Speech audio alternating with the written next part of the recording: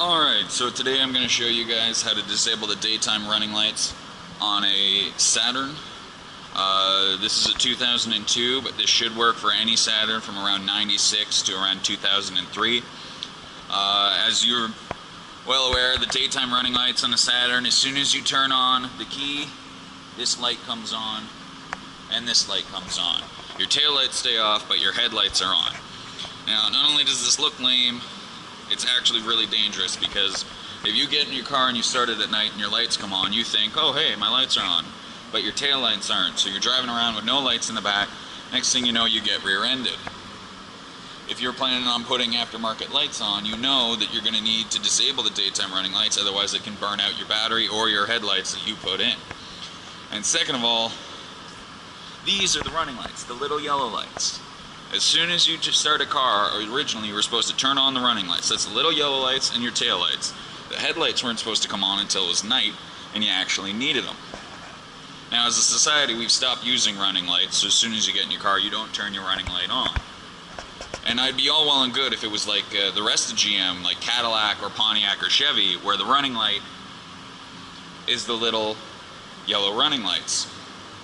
But it's the headlights, and I just can't abide by that. So what you're going to want to do, pop the hood.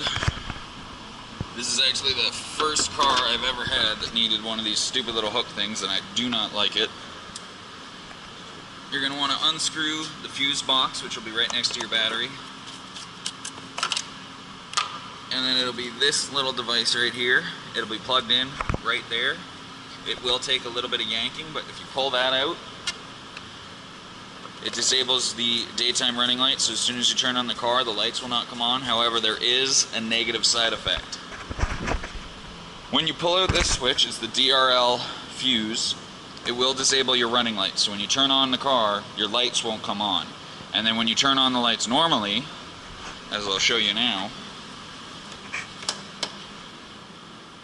alright, you've got one tick, that's running lights. See how the yellows come on?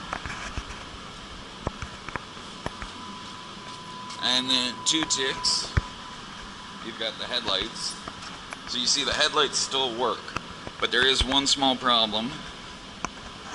When you try to use your high beams, once you've disabled the DRL fuse, you actually lose your second high beam. Now, you can actually combat this by taking the wire that leads from the fuse box to this lamp and the wire that leads to this lamp, and if you disconnect this lamp from the box and then connect it to this lamp, it will create a series, and then you will have both headlights, or high beams I should say.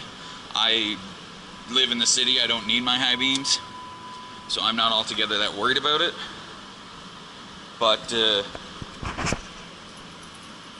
yeah. That's how you disable daytime running lights on the Saturn. We're actually really lucky. I don't know why. Every other GM I've owned, Chevy, Pontiac, Cadillac, all of them, and Oldsmobile, in order to disable the running lights, you actually had to cut a wire. It wasn't a fuse. It's actually something you had to cut. So when I got this Saturn, it was only $100, and I was like, alright, I don't care. Like, when I had my Cadillac, I was not cutting a wire. I wasn't risking it. When I had this thing, I was like, oh, I don't care about cutting a wire. So I came down to cut wires, and all I had to do was pull this out. You know what? Like, it's one of the reasons why I actually really like Saturn. But yeah, so there you go. It's probably the easiest thing you'll ever have to do.